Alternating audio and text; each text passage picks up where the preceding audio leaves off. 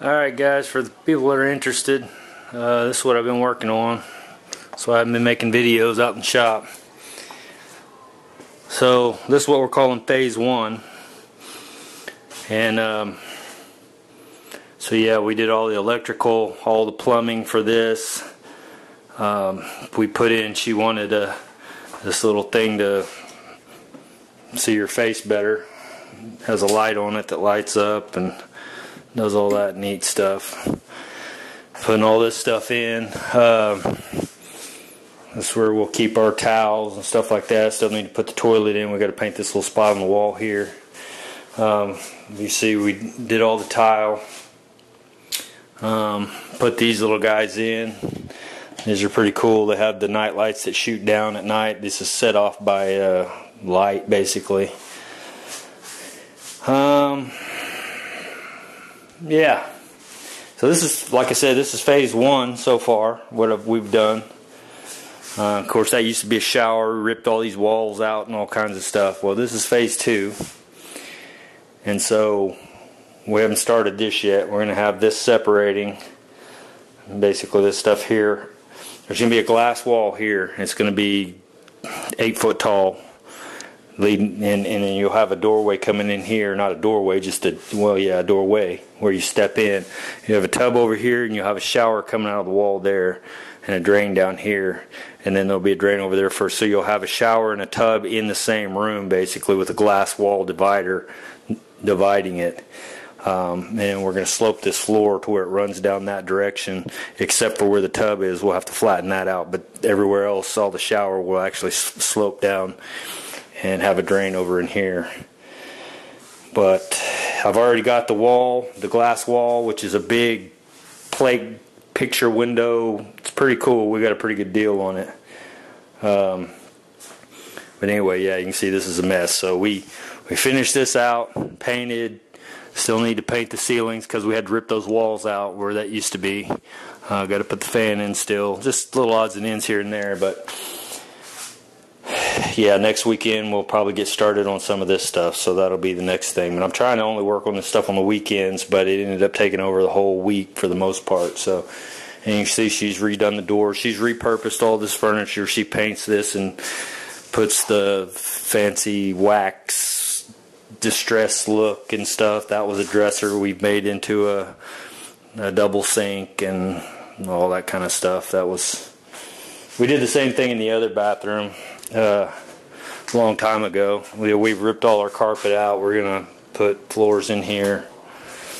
This is the bathroom we did years back, and you can see it's got the bowl, and this is a This is a TV stand, repurposed with the thing running down through it and out and all that, and kind of put this back in there to where you can't see it from the front, and you can use this for storage and all that. And then we put the diamond pattern shaped floors in with the little jewels and all that. Put that stuff in here. Did the walls because this had wallpaper on it and the walls were just tore all the crap, so we did this textured type stuff in here. And then built this. This used to be a bathtub with one solid piece of plastic or fiberglass or whatever it was. We didn't like that, so we ripped that out. This is the chair for my little girl. We usually pull it in and out. For now, she's going to have the tub in there, and we'll have a lift that goes into that tub, which is cool. And the way we made that is where we can wheelchair her into it, so there won't be any kind of, deal like this thing here. But yeah, we put all this stuff in, made this match in the center with this. Put these little jewel things in, the little. So, kind of give you an idea of not bad for a couple guys that don't know what the hell we're doing, but I don't know what I'm doing. My buddy does this more than I do, but he's a firefighter also, so he just kind of dabbles with it. But yeah, this is what we did to this bathroom. So yeah, we're redoing the other. So anyway, kind of give you a idea how stuff works. So this sink's pretty cool. Got the waterfall. Needs to be cleaned, but other than that, yeah. Pretty cool little deal. Alright guys. Alright, so here's what we got going on out here. I haven't been doing nothing out here. I've got the starter on a big block versus a small block's a little bit different. At least the front where it connects. This one's got a two bottom that connects to the big block here. That one actually connects into the bell housing for the small block, so I'm going to need to take that nose off and put it on this starter. This is a high torque starter, so I've taken this apart and I'm going to have to do that to get this starter to mount up to the big block. Now the big block is bolted in here, but as of right now, just trying to get it fitted. It doesn't have a clutch or pressure plate or flywheel or anything like that. Flywheel's still sitting over there on the table. So I've got to put all that stuff on, but I was just trying to get the clearances right. And it's super close, as you can see, and the other side is actually, it wouldn't work. I couldn't actually put the valve cover on that one. So I'm going to have to clearance that firewall a little bit, which I'm not going to beat it in with a hammer. It looks like somebody already tried that at some point or split it or something, and I don't know why, because this has not had a big block in it that I'm aware of. But anyway, and contrary to popular belief, everybody's like, oh, well, those come with big block. No. The two-wheel drives came with big blocks, okay? The four-wheel drives never, ever came with the big block. I've done my homework. You can argue all day, all as much as you want. It did not happen. Not saying it can't happen, because it is happening. And there's a lot of people that do it, but they're having to do modifications to things to get it to work. What's the difference between this and the two-wheel drive? I don't know. But something's different because it doesn't clear the firewall. Now I've got this bolted to the transmission right now with about 4 bolts. And so it's mated up solid, nice, and fits. But you can see right back there, it's pretty tight, and I'm just now seeing this. That's pretty snug. If I torque this in, you know, if I jump on this a little bit, it'll probably hit that firewall. I may end up having to clearance that too, now that I'm looking at it. Some of the other issues, I bought these valve covers in order to clear. These are Corvette valve covers. They obviously had this issue, but you can see down there where it's actually trying to run into it. So what I'm going to do is cut a piece of that out, weld new material back in there, make it look factory, make it look nice. Somebody's already cut that, split it. I don't know what all they did and why. One thing I did find out, I put new bushings. It's got all new bushings underneath it. Well, when I did that, the doors wouldn't close. And I'm like, what the hell? I figured that was going to fix it. Well, it didn't. It went just opposite. I couldn't figure out what was going on. Well, first of all, the rockers on this truck are gone, as you guys know. I mean, they're completely gone. The rocker boxes or the torsion boxes or whatever you want to call them, they're rusted and gone. Well, that makes this truck to where it wants to cave in the middle. So literally the bed ones to go this way and the box one to go back this way. And that's exactly what happened. And so all of this, and I didn't realize this until I was messing with it, I'm trying to get the gaps right so the doors will close, and I don't, you know, I'm not having to, because before it was just slamming into that, and it's just they wouldn't even close. And so I got to messing with it. I thought, you know, I can't get to the front of the door to adjust it because it's underneath here, so I'm going to need to take this fender off. Well, when I took these fender bolts loose, the whole window shifted backwards. And I'm like, what just happened? And then the doors were really screwed up. Well, the doors in the front, this whole glass panel and all this are all one piece for the most part. That's bolted onto that. So basically what's happened, the best I can see, besides all the rust there letting all that just relax, this in here is a brace that goes underneath, and that catches a hold of those torsion boxes and all that kind of stuff. This is supposed to have a tack weld here, or spot weld, and another, I think it has 2 spot welds. Yeah, there's one there and there's one there, and maybe was one there. Well, I can take this whole firewall and just move it back and forth. I don't know if I could probably do it right now. Matter of fact, show you guys what I'm talking about, because I've actually no, because I've tightened these back up. So, but when you loosen these 2 bolts, because the fender's the only thing holding this forward, this thing is not attached. It's broke loose out of those spot welds, and it lets this whole thing relax backwards. So what I'm going to do is I've got this here. Once I pull the motor out and everything, pull this back forward as far as I can get it to go to get my door gaps back to where they're already with it tightened. They're not bad right now. It'll close. Before it was literally bam, just hitting this. So if you want to know how that went bam. So I'm gonna have to re-weld this, and I'm gonna guess that underneath there's probably rusted, so I'm gonna have to do some, once I get all this out, start cutting that, I'll weld this back together. For now, this is just temporary until, you know, this whole body's gonna come off this thing eventually, so we redo everything. But for now, to get this in and get it going, that's kind of where I'm at. So today, you're ready to pull this motor back out, tackle the firewall, put that thing back in. I'm getting ready to, right now, before I forget, I'm getting ready to pull the clutch linkage off of this and bolt it into that to make sure the clutch is going to line up like it's supposed to, because that'll be an issue if it doesn't. So I got to figure out if that's going to work. And you can see the bar coming out of the firewall. But there's been a few issues, just more than I thought. I thought this was going to be a plug and play, bolt in, no problem. Yeah, not so much. Had I known it was going to be this much trouble, I probably would have left it alone and just pushed it out and pushed it back in. But it gets to a point where now it's a challenge. It's like, okay, can we make this work? And so that's kind of where I'm at with it. So that's what I'm doing. That's what's going on today. So I'm going to get on with it, and I'll bring you back. Alright, so we got her back out. Got that one on this little stand I bought, like 20 some dollars, 25 bucks. It works really well. I mean, for what it is, just cheap, but whatever. I can move it around, I don't have to worry about it. But this I set on blocks because I'm putting it back in. But I got to put the flywheel, this flywheel, not flex plate, that's a flywheel, Kevin.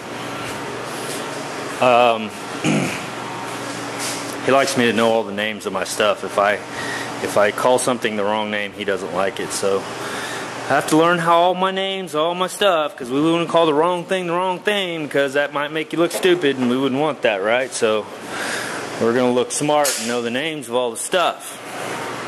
Maybe. So yeah. So we're going to cut, and you can see what they've done. They hacked, for whatever reason, I don't know, whatever they did there, they hacked that away.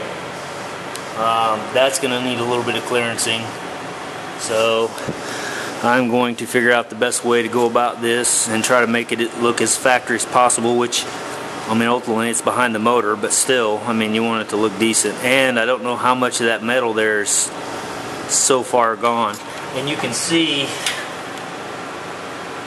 let's get in there and look real quick. Let's see if I can't bust my ass crawling in this thing. Alright.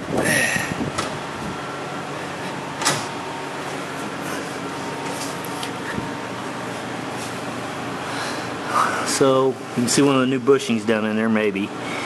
And this brace comes up, and it's next to what they're calling the torsion box or the rocker box, however you want to call that. But this brace right here is really the only thing holding this truck together, that and the floor or whatever. But the floor's rusted out, this brace is rusted out, everything's rusted out. So ultimately, this comes up here, you can see, and now I've got it pulled back forward, but there's literally 1, 2, 3 little spot welds. Well, when I let that, like I was saying earlier, when I let that fender loose, which is holding this forward, that thing rocks back away from this. So that literally probably needs to be pulled forward even more than it is right now. You see that gap, which I can take this and grab a hold like I did here. Well, let's just do it.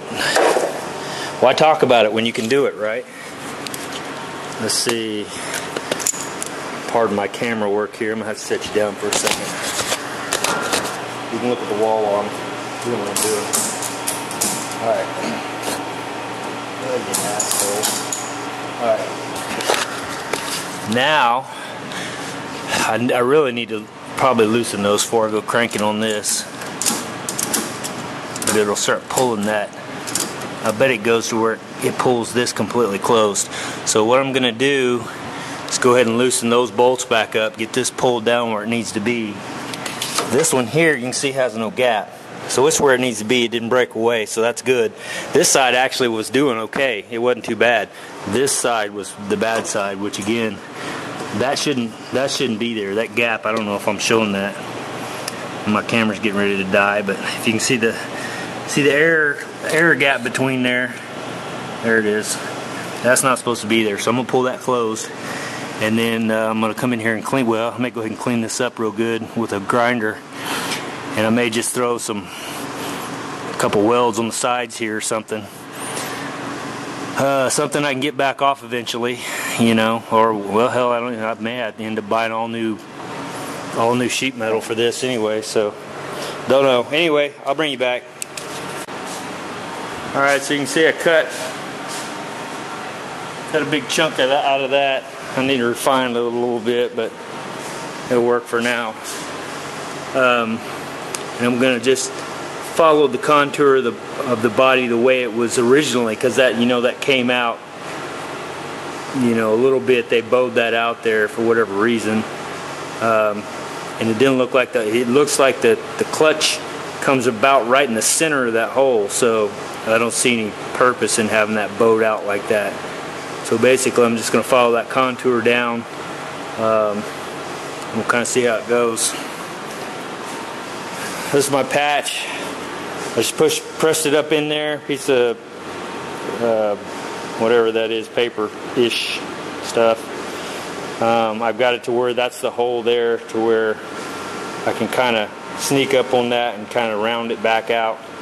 But yeah, got that. And my piece of metal, scrap. And so yeah, I'm going to cut that out, and then I'll start working on it. See ya.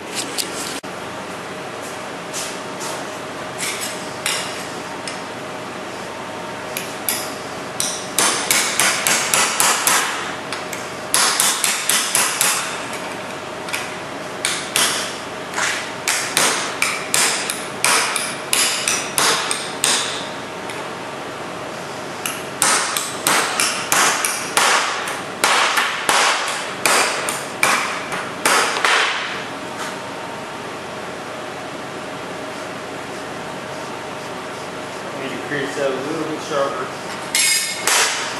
I think it's getting close to where I want it.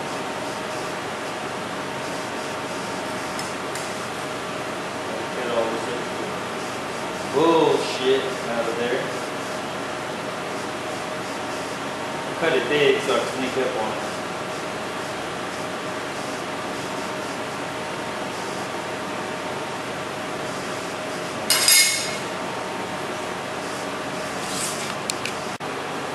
I got that patch stuck in there with magnets. We'll do a little bit of trimming, but it's pretty close. I need to, yeah, that's not too bad. I'll probably be able to live with that. And we'll get a butt weld in there and get that welded in, ground down, looking pretty. And that'll hopefully contour that just like it was made to go that way, without that little deal sticking out like it was. Again, I don't know how necessary that was. Then I'll come back in and I'll just radius this little piece out, make it nice and to where it looks like it was a kind of a factory, maybe a factory oval, not a factory circle, because they made it a circle. So, but yeah. And then I've got to cut that side out and do the same over there, do something over there, not sure. I just need to clearance it out a little bit. So, alright, we'll see you guys. That's going to be tomorrow, by the way, because it's after 5 o'clock, so I'm done for the day. See ya.